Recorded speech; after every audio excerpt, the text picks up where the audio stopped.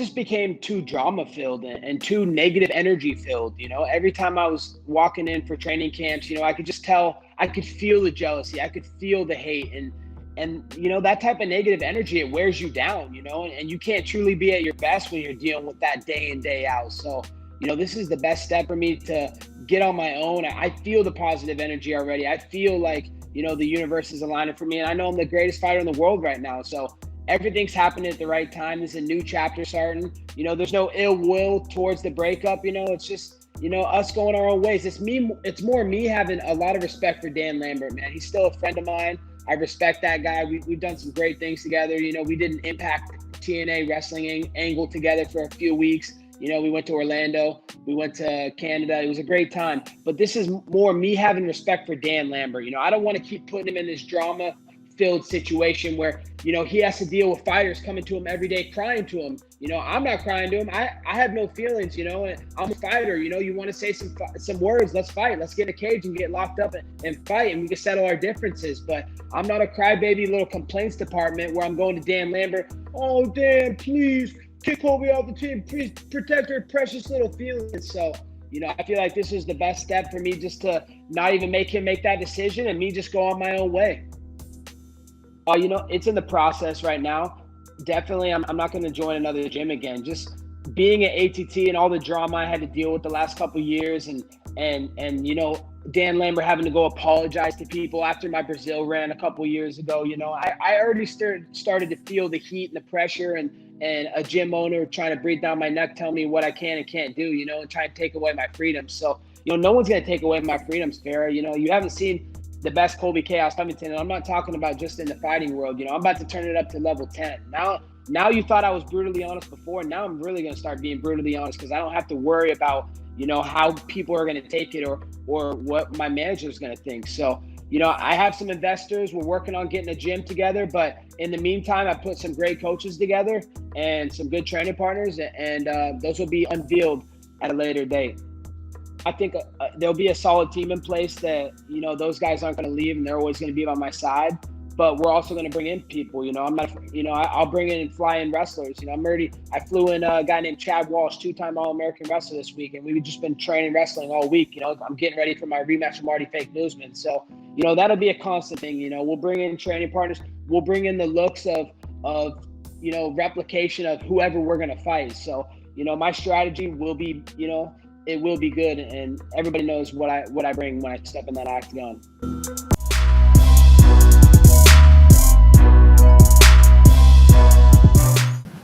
Yeah, he looked incredible, man. Anywhere the fight goes, you standing, if they wrestle, if it goes to the ground, his jiu-jitsu is ridiculous. Great leg kicks. He hurt him to the leg. Great kicks to the head. I mean, that kid can do anything, and he's aggressive. I actually thought he would fight more aggressively than he did tonight, but you got to be careful with somebody as dangerous as Woodley. Yeah. What do you think he fits in right now? I mean, there's so many names at welterweight right now. He's in the top 5. I mean, this kid breaks into the top 5. The welterweight division looks incredible now. You got Usman, you got him, you got Colby Covington, you got Edwards and Masvidal, and it's awesome. Yeah. And last thing for me, I mean, I know you kind of wanted to get through tonight to see what happened, to figure out what to do with welterweight, but can you definitively say what is next for Usman, what the title fight is? Yeah, so Tuesday we'll get back into the matchmaking room and we'll get that worked out. If you look at the divisions and the way they're heating up right now, and thank God we're 4 fights in right now from after the break, so we're back on schedule. When we're done next weekend, we're back on schedule, and these things are heating up to make some really fun fights this summer. Yeah. Do you know what you want for him, though? I mean, do you know what makes sense as the #1 contender right now? Not right now, because what happens is, we get in the matchmaking meeting, and I don't know all the intimate details of what's going on with each guy and where their head is. So when we get in and we start working on these fights, the guys will download me and say, well, he's saying this and this guy's saying that. It's not as easy as people think, as we just go in and go, oh, this guy and that guy. It's not that easy. I wish it was that easy.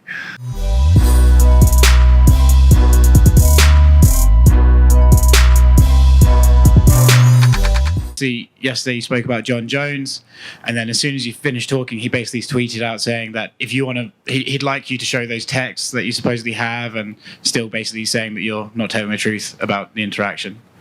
Any plans to show those texts? What do you do? Who do you believe? It's up to you guys. Fair enough. Fuck would I lie for? What do I gain in lying about it? Why would I lie? It doesn't matter. You know what I mean? Obviously he's fired up right now, and he had a great talk yesterday with Hunter, my lawyer, who's, he's really close to Jon Jones and likes him, and they have a good relationship, and they had a good talk yesterday. But here's what it is. I really don't care.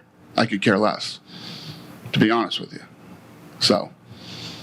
Actually a good talk, a positive talk, not. Yeah, they had a good talk. They had a good talk yesterday. Those guys are tight. Jon Jones and I have always had this.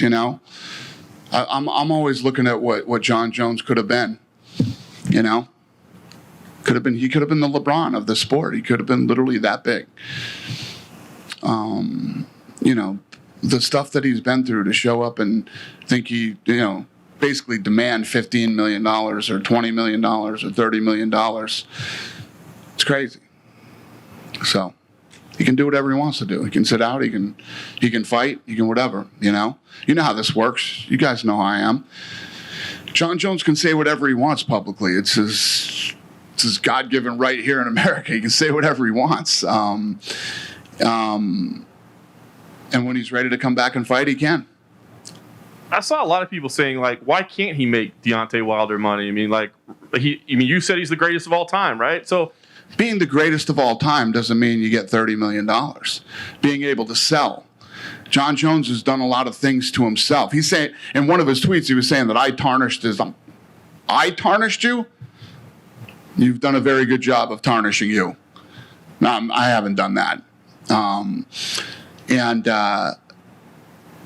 Hunter told him, I'll walk in. You can come in here and walk through the numbers. I'll walk you through all the numbers. And he says, I don't give a fuck what the numbers are. I want what I want, and that's it. It's not how life works.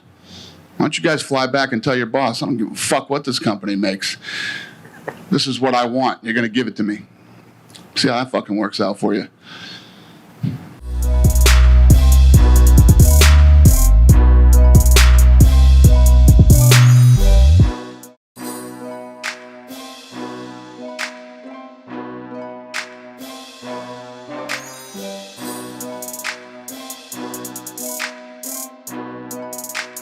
BeatsbyNeVs.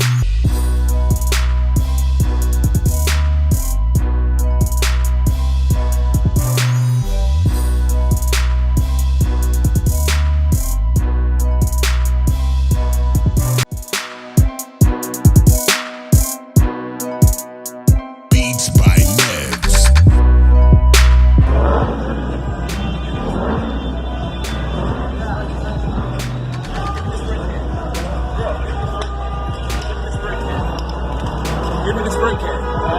Give me the spray can. It's not the way, man. Spray can. I'm doing nothing. Give me the spray can.